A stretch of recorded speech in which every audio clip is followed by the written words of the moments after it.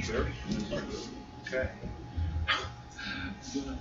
It's a pleasure. I want to greet our good friend Charles Ridley. Raise your hand, Charles. Charles is a WAIS veteran, and he is one of the first few people I ever met in our organization. And so glad to have you with us, Charles. And Charles's daughter, Marie Ridley, will now be speaking with us. And I've just met Marie today. We met via email over the last couple of months. But we have a lot in common. Among other things, we're both alumni of the American Field Service, AFS program. And that's how I got into Spanish and Latin American studies. And Marie was a student in Norway. And she'll be speaking with us about a topic I think a lot of us know very little about, and that's dialectology and the hegemony of dialects and politics in Norway. Marie has also, her mother, Kyoko, is here as well. And Maria spent time in Japan. She was in the JET, the Japan English Teachers Program, and founded the alumni organization of that program. So she's very international, and I'm very glad that Marie she kind of agreed to come in at the last minute. And I'm very grateful to Marie for that, and it's a pleasure to welcome Marie Ridley.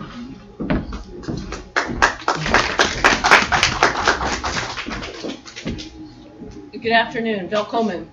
I just want to find out from our. I just want to. Can you hear me? I think you need to turn it on. Can you hear me? Yeah. I just want to ask here, anybody here lived or worked in Norway? That's in the audience. Okay, how about lived or worked in? Not lived, but still sometime. Okay, how about lived or worked in a Scandinavian country, which would mean Sweden, Denmark, Norway, or possibly they've gone to Iceland? Iceland? Iceland? Okay. And how about who has traveled to Norway on a vacation? In traveling in vacation, does that mean in the Oslo area? Anybody taken the train from Oslo to Bergen? And how about going up on the mail boat up to the Arctic Circle? Okay. I just want to find out what knowledge people have of Norway. So just to let you know, I talked a little about dialects in Norway today. I find dialects fascinating. I've lived and worked in Japan also, and my mother comes from the southern part of Japan. I've lived in northern part of Japan where they had the earthquake. I've gone to school in the Osaka area, and as anybody familiar with Japan, dialects are very different there. And so, but this time I'm traveling to Norway. So in 1982, 83, I lived in the southern part of Norway. Norway is, if you think about a fish, think about a long fish. The head of Oslo is a mouth, and inside the mouth is Oslo. You go down the mouth to the head is the southern part, that's Kristiansand, Norway. You go in the back, you get to Bergen, and then there's a skinny part where there's a lot of fjords and waterways and islands, and you keep on going up to the Arctic Circle, part of the fish, and finally the tail ends up hitting Russia. So, and then you go on the belly of the fish, there's Finland and Sweden.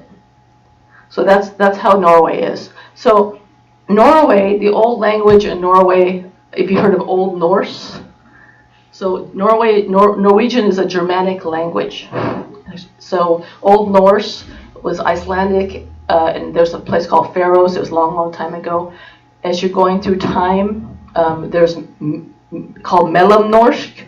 That's in from the 1300s to the 1500s, and then there's different variations there between. Originally, for 400 years, from the 1300s to 1814, Norway was under the Danish rule. So during that time, the people in Norway spoke the written language, laws, poetry, everything was basically in Danish, was a Danish language. if you look at Norway, it's full of fjords and different land masses, and people are separated. Within Norway, each of these parts of Norway, even though the Danish language was there because of the Danes being there in law and government, every little place in Norway had their own dialect. So, for example, there's the Oslo area, and there is the southern area, and then they go Bergen and up there. So each area can be separated by a mountain, a river, ocean. They'll have their own little dialect. And now in Norway, there's wonderful tunnels. There's like 9-mile tunnels. There's tunnels everywhere. There's the railroad. So it's become more it's come together. But I'm going to talk a little bit. I'm going to look at my notes here for a second.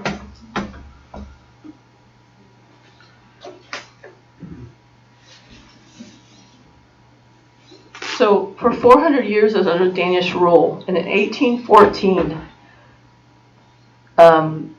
basically the Danish government was giving going to put Sweden and Norway under the Swedish government. At that time, on May 17th, 1814, Norway decided to claim itself independent, and it had Independence Day on May 17th, 1814. So up until then, Danish was in literature, law, and poetry. So if you look at Norway again, you have Eastern Norway and Western Norway. So Eastern Norway, think of Oslo area, into the central part, and kind of up the inside of the belly. The western part is the southern part, which is closest to Denmark, around to Bergen. That's the eastern part. So back in the 1800s, there were two people. One was Knudsen, and the other one was Ivar Aasen. And they were born. Ivar Aasen was between 1813 and 1896, and Knudsen was from 1812 from 1895. Two movements happened at that point. Mr. Aasen was on the western part of Norway, and again, you have to think of little villages everywhere in Norway, and there's a people's language, a commoner's language. So he wanted to represent in Norway a commoner's language that could be written. So he called it landsmål, and landsmål means land's language, basically. And Knudsen focused on boksmål, which is book language. It's also referred back to riksmål, which means the kingdom language, which goes more toward the Danish. So those two people were having movements within Norway. Knudsen was to make the Danish more Norwegian, and Mr. Aasen was making the local dialects into a Norwegian language. So they call it landsmål and riksmål, and riksmål is today known as more like bokmål, and landsmål changed its name to nynorsk, which means new Norwegian.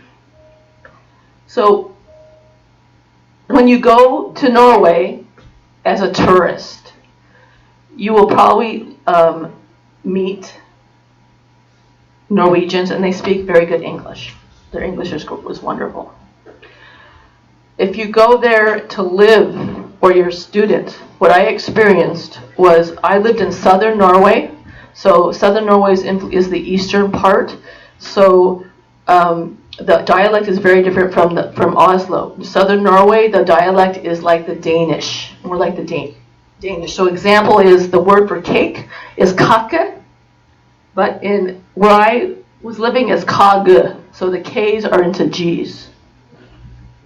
So it's very interesting. So when I was living, so that has to do with the dialects. So all over Norway is different dialects. So I want to, so there's nynorsk and bokmål. Bokmål is more like Danes, nynorsk is a new Norwegian. I want to give a story right now about Norway. I lived in southern Norway, which is influenced from the Danes, but also from that dialect. 2 years ago I was in Norway, and as a student in Norway when I was back there in 1982, I learned Norwegian like the Norwegians. So when you at school, you hear your dialect, and then you hear what's on TV, which was the bokmål, which is they were teaching, and then you hear the broadcasters from Eastern Norway. Some of them are speaking nynorsk, but so you hear everything. But when you're in school, you use your dialect that you use at school, but then you learn the book language at school, and then you also have to learn how to read the nynorsk, so you have to understand that. So 3 years ago, I was in northern Norway, up in above the Arctic Circle, and I met a gentleman from the Telemark area of Norway, which is sort of the center of Norway, and he asked me, I was speaking to Norwegian to him, and he asked me, "Are you from Denmark?" And I said, "No, I'm not from Denmark, I'm from America," because I thought the first thing he would ask me is, "Are you," because of my accent. And the reason he asked me was, I said, "No, I'm not from Denmark." He goes, "You sound like a Dane." And I said, "Well, I lived in Norway, southern Norway, for a year, so I speak something called from Kristiansand." So Kristiansand the dialect is very much like the Old Danish dialect. So as you're going through Norway, you can recognize people by the dialect they have. Everybody right now in the government in Oslo schools, you learn bokmål. Nynorsk is used as like a dialect over on the west coast of Norway. But everybody is very, very, very important these days compared to 30 years ago. The dialect shows your identity in Norway. So you're responsible for learning the written languages of Norway, but in your daily life, you speak your dialect. So the newspapers, I just have one here. It's a women's magazine. This is mostly written in bokmål, the book language of Norway. I actually have a Danish one. It's a women's magazine. It's actually picked up in Denmark, I think, during your conference in 2011. But if you look at that, you can look at these two languages. You can actually probably, if you can look, you'll see spelling differentiations, but you can still read it.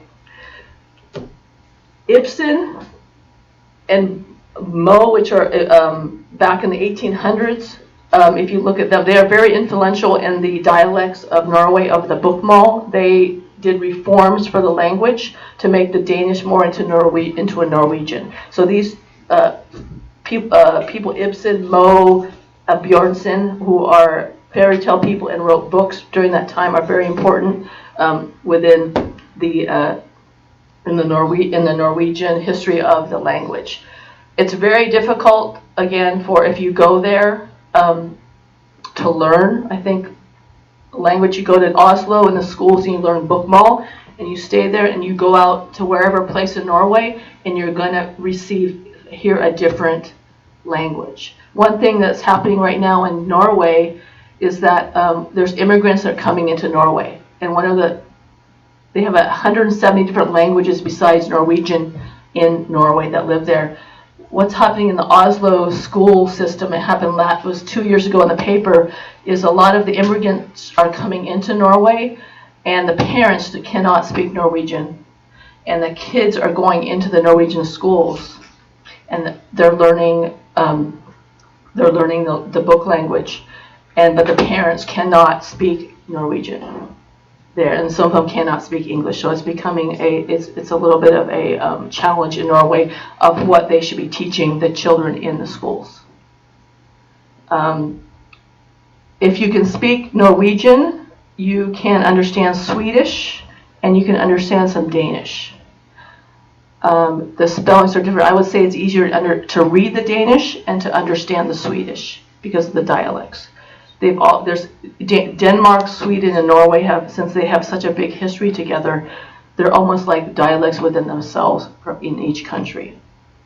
I had another story where I was in Newark Airport in May, and I was sitting on an airplane, and I happened to be sitting in the middle of Danes on the airplane. And I sat there and I finally decided after about 20 minutes I probably should tell them that the one person sitting in the middle of the plane with them was understanding some of their conversation.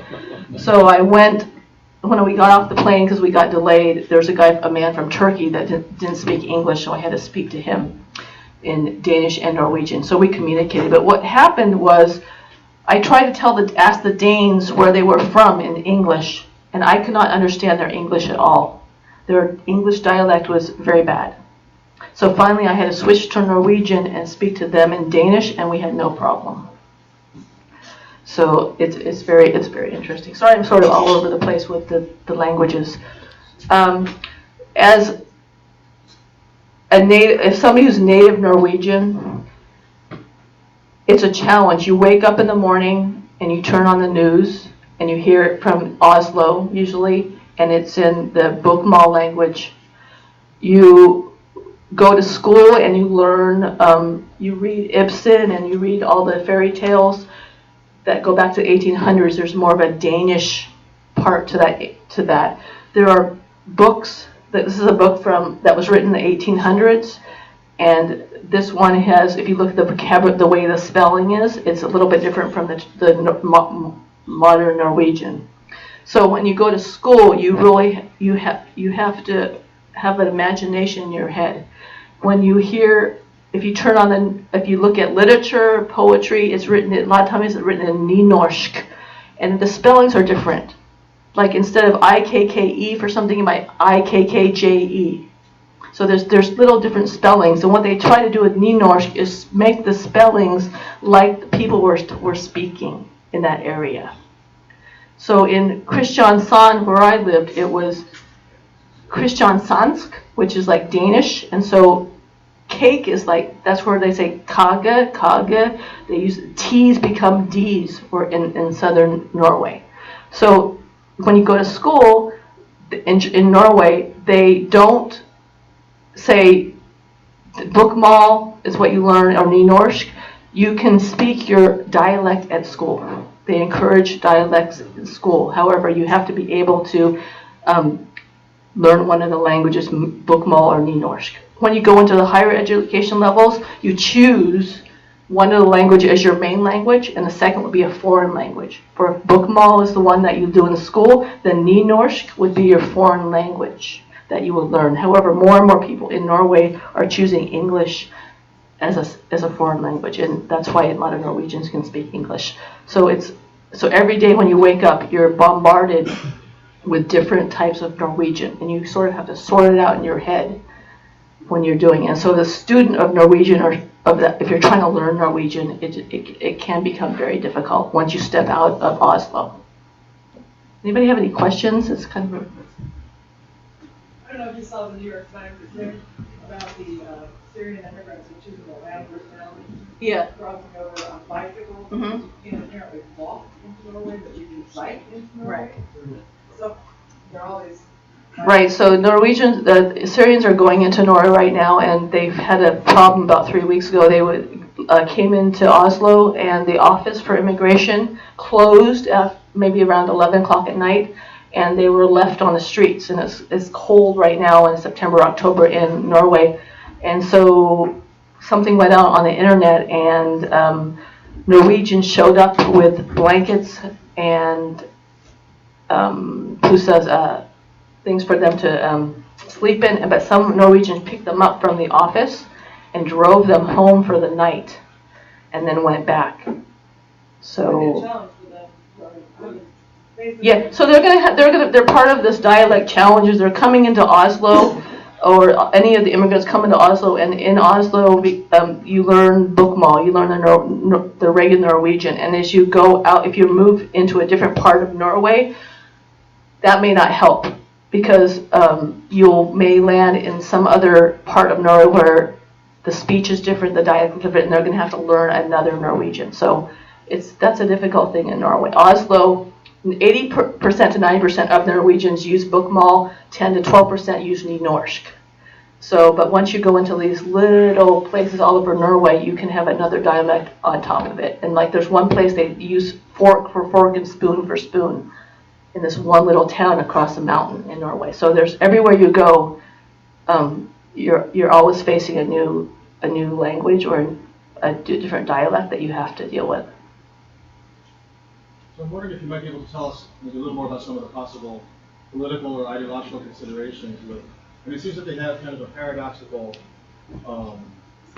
like they're sort of getting away from this sort of 19th century hierarchy of dialects and at the same time preserving it. It seems like they're kind of allowing Norse, but favoring Riksmål. Right. So they're allowing both languages. They're equally in the society. However, there's been a trend toward Bokmål and Riksmål as the language that is there in the government, but Nynorsk is available for everybody to learn. So they're both there. There's in the 1980s.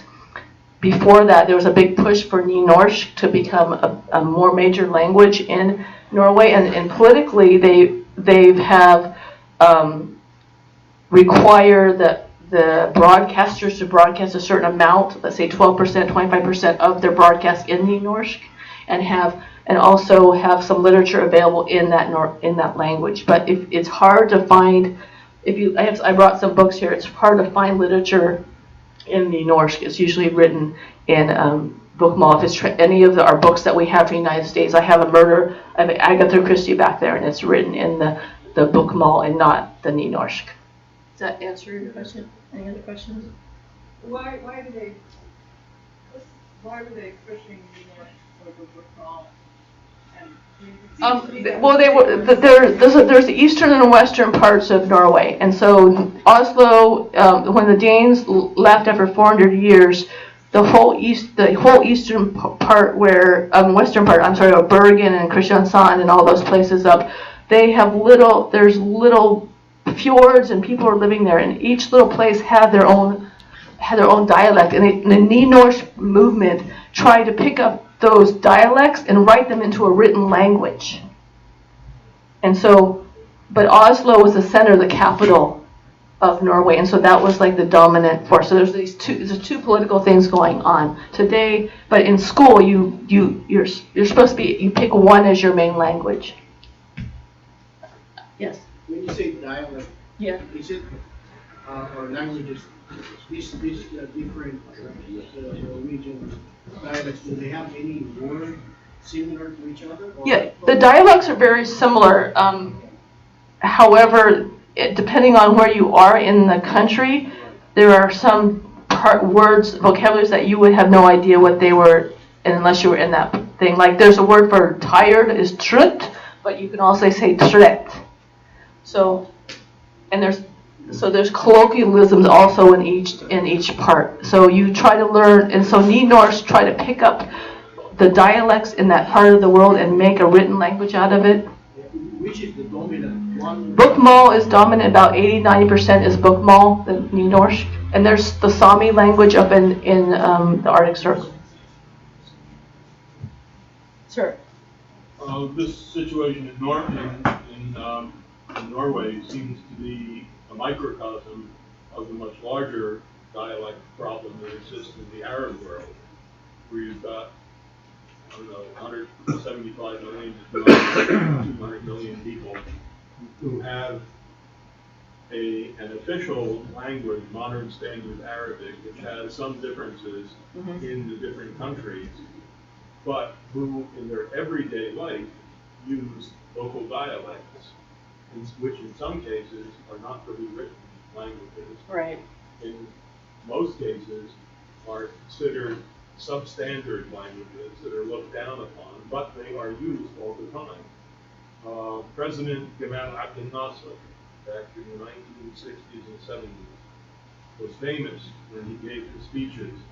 He would begin his speeches in clear, modern standard Arabic.